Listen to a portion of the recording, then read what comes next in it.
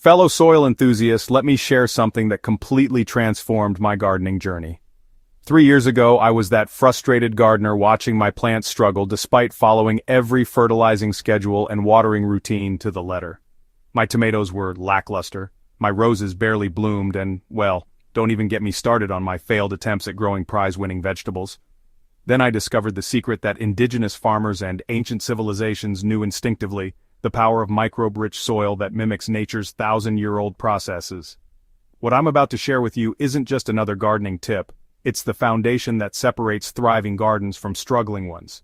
By the end of this article, you'll understand how to create soil so alive and nutrient-dense that your plants will practically grow themselves. Think of your soil as a bustling metropolis that never sleeps. In just 1 teaspoon of healthy soil, there are more microorganisms than there are people on Earth. We're talking about billions of bacteria, fungi, protozoa, and other microscopic life forms working tirelessly to support your plants. These soil microbes aren't just passive residents, they're active partners in your garden's success. Beneficial bacteria fix nitrogen from the air, making it available to plant roots in a form they can actually use. Mycorrhizal fungi extend your plant's root systems by thousands of times, acting like an underground internet that connects plants and helps them share nutrients and even communicate about threats. Here's what really blew my mind when I first learned this. Plants actually feed these microbes through their roots, releasing up to 40% of the sugars they produce through photosynthesis. In return, the microbes break down organic matter, mine minerals from rock particles, and create a protective barrier against harmful pathogens. It's the ultimate partnership that's been perfecting itself for millions of years. When I talk about thousand-year soil, I'm referring to the deep, dark, incredibly fertile earth found in old-growth forests and undisturbed prairies. This soil didn't happen overnight. It's the result of centuries of organic matter decomposition, root growth and decay, and countless generations of soil organisms building complex food webs. The key insight here is that we don't need to wait 1,000 years to create similar conditions in our gardens. We can accelerate these natural processes by understanding and working with the same principles that create forest soil. The secret lies in feeding the soil organisms consistently, maintaining proper moisture and aeration, and never disrupting the delicate networks they've built. Traditional farming and gardening often work against these natural systems. Tilling destroys fungal networks, synthetic fertilizers can actually kill beneficial microbes, and removing all organic matter leaves the soil organisms with nothing to eat. It's like trying to run a city without food, infrastructure, or stable housing for the residents. Creating microbe-rich soil starts with understanding what these organisms need to thrive. Like any living system, they require food, water, air, and appropriate housing. The beautiful thing is that providing these essentials is simpler than most gardeners realize. The foundation of healthy soil biology is organic matter, but not just any organic matter will do. You want a diverse mix that provides both quick energy and long-term soil structure. I've found that combining kitchen scraps, yard waste, and high-quality compost creates the perfect buffet for soil microbes. Start by creating what I call feeding stations throughout your garden beds. Every few feet, dig small holes about 6 inches deep and bury a mixture of fruit and vegetable scraps, coffee grounds, and torn-up cardboard or newspaper. Cover these with soil and mark the spots. Within weeks, you'll notice increased earthworm activity and visibly richer, darker soil around these areas. The cardboard and paper provide carbon that feeds fungi, while the food scraps offer nitrogen that bacteria love. This balanced diet supports both major groups of soil microbes, creating the diverse community your plants crave. One of the most powerful tools in my soil-building arsenal is actively aerated compost tea. This isn't just steeping compost in water, it's creating a concentrated solution of beneficial microorganisms that you can apply directly to your soil and plants. To make effective compost tea, you'll need an aquarium pump, some tubing, an air stone, and a 5-gallon bucket. Fill the bucket with dechlorinated water, add 2 cups of high-quality compost in a mesh bag, and include a tablespoon of unsulfured molasses to feed the microbes. The air stone keeps everything oxygenated, which encourages beneficial aerobic bacteria while preventing harmful anaerobic conditions. After 24 to 48 hours of bubbling, you'll have a solution teeming with beneficial microorganisms. The smell should be earthy and sweet. If it smells bad, start over with fresher compost. Apply this tea to your soil around plants and you'll literally see the difference in growth rates within days. I make compost tea weekly during the growing season, and the results speak for themselves. My vegetable plants are more resilient to stress, recover faster from transplanting, and produce significantly higher yields than they did before I started this practice. Mulching is nothing new, but creating living mulch systems takes this practice to the next level. Instead of just covering your soil to retain moisture and suppress weeds, you're building habitat for soil organisms while continuously feeding them.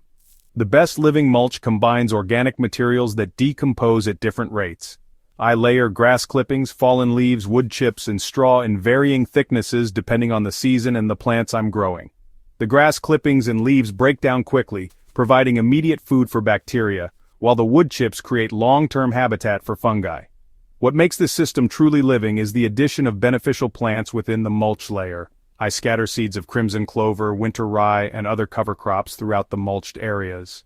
These plants grow through the mulch, fix nitrogen, and eventually die back to become part of the organic matter feeding the soil organisms. This approach mimics what happens on the forest floor where there's always something growing, dying, and decomposing.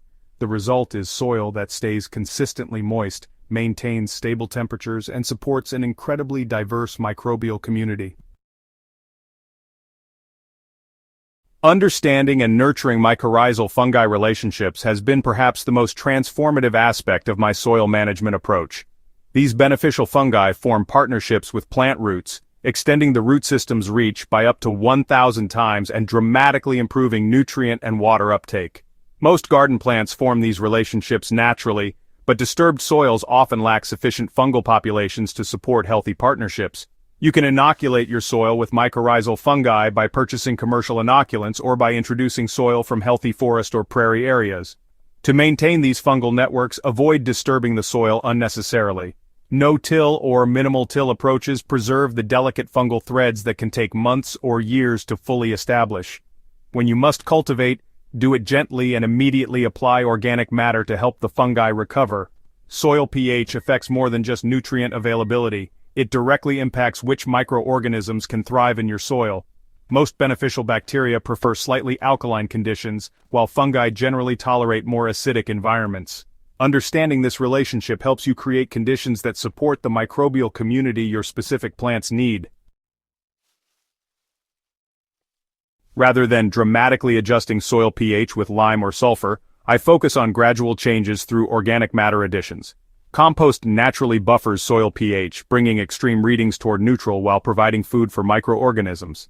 This approach creates stable, long-term improvements rather than short-term fixes that can disrupt soil biology. Soil microbes are most active during warm months, but they need support year-round to maintain healthy populations.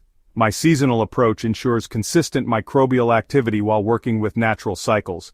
Spring is the time for awakening dormant soil biology. I apply compost tea every 2 weeks as soil temperatures warm, and I add thin layers of fresh compost around established plants. This provides immediate food for microbes emerging from winter dormancy and kickstarts the growing season.